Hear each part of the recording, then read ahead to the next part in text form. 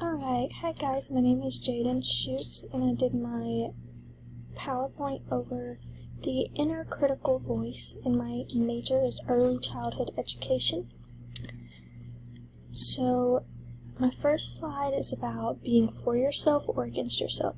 So basically, in summary, we all have these traits and behaviors that we're comfortable with and that lead us to love ourselves, and those tend to be traits that we inherited, and people tend to love on those and show a lot of care towards those, so it pulls us even closer to them, and it leads us to work on those more than it does the things that we don't like about ourselves.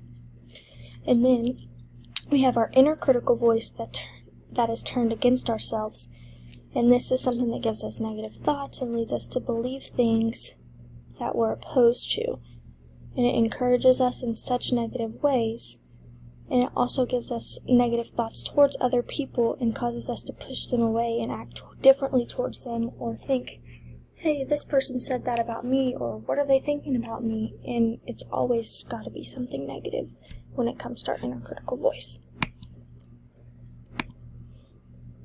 And then the difference and similarities between regional, national, and global effects of the inner critical voice. So the perspectives are very similar and there aren't many differences. The only difference is that this problem is overlooked globally and more focused on regionally because the area is smaller. So in more detail, if the whole globe is focusing on the inner critical voice, then it's never gonna go anywhere because it's not something that often people look at, because it's so overlooked, because it's something that happens so often and it's like normal to most people. But if we were to focus on it in a region with less people, then it would be a bigger deal. So the statistics, I couldn't find like number statistics, but I read a few articles and I learned that teens are more affected by their inner critical voice because it's harder for them to ignore it, and it causes them to make poor decisions, and it's also difficult for them to separate what's positive and what's negative. And then there's another set of people who really struggle with the inner critical voice, and that is people that are addicts, because their soothing, encouraging voice eventually turns into their biggest enemy, leading them to make poor decisions.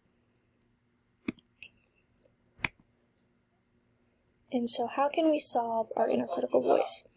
There's many ways, but I listed 3 that I thought were effective.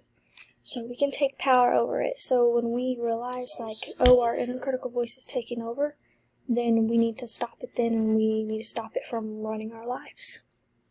And then number 2, we need to be cautious and investigate. So we need to identify when our mood shifts, and then we need to ask ourselves questions like, what caused this? What happened? And what did I start telling myself after this happened? And then maybe you can stem from problems and remove those problems. And then another one is stay on the right side of yourself. So that kind of goes over slide 1. We need to stay on the right side of ourselves and not get on the inner critical side of ourselves.